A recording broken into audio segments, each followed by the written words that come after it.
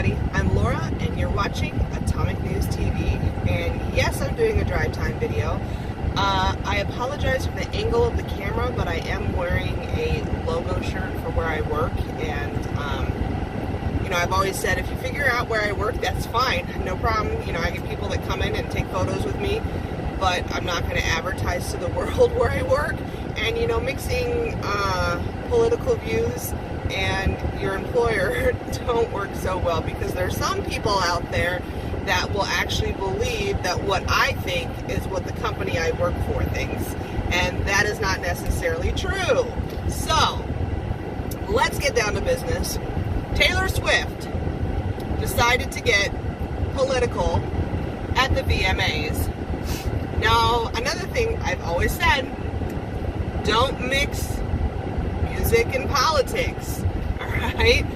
Especially Taylor Swift. She's not intelligent enough in regards to politics to be able to successfully pull that off. She should be just sticking to singing into the microphone.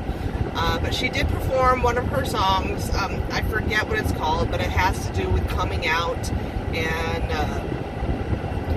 that sort of thing, and telling the world, I don't know, something like that.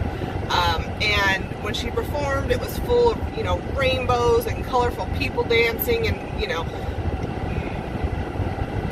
dear LGBTQ community, can we please have rainbows back? Please? Because it's ridiculous. Like, now you can't see or think of a rainbow unless it's affiliated with LGBTQ, which is kind of ridiculous. That's like another group saying, oh, I'm sorry, you can't, we have hearts, we're good, you can't use hearts, hearts is us. Come on now. Anyway, Taylor Swift decided that she was going to mention the petition that she's had going on in regards to the Equality Act. And she says it has enough signatures now that the White House should respond to it. Well, the White House did respond, and they basically said at this point, the way the Equality Act is written, it has a lot of dangerous pills attached to it. So what that means, that could be metaphoric for dangerous, elements to it that are not acceptable, or it could literally mean pills, because, there's always the controversy of young kids transitioning and having hormone replacement. Is it acceptable for a young child, 8 years old, 10 years old, 12 years old, doing hormone replacement, and it possibly being mandatory if the child chose it, mandatory that the parents should allow it. At that age, I'll tell you right now, they're not developed enough here or here in the heart to make a decision like that could affect the rest of their life. And there are some parents out there that want to be so woke right now, and that they'll just think, oh, yeah, okay, let's do that. My kid is LGBTQ and they want to transition from boy to girl. That's a bad parent, okay? If you're not going to put your child through counseling first to make sure that this is the right decision for them before jumping onto that hormone train, woo, you're not a good person, all right? Because that can affect them for the rest of their life, change whether or not they can have children, cause all sorts of, anxiety, depression, the list could go on, okay? But the perfect example of why the government has to be so careful is Canada. Okay, for those of you that don't know about this person in Canada named Jessica Yaniv, it's spelled Y-A-N-I-V. She's all over the news. All right, she's a man transitioning to a woman who is very far from passing. Okay, she claims that she has her period. Okay. And she is known for going into chat rooms or having private messages with young underage girls, talking about their periods and pulling tampons out and things like that, okay? She's hosting some topless pool party with kids where parents aren't allowed. Excuse me. And then she's suing approximately 10 estheticians and putting them through the human rights tribunals that Canada has because they refuse to wax his male genitalia, all right?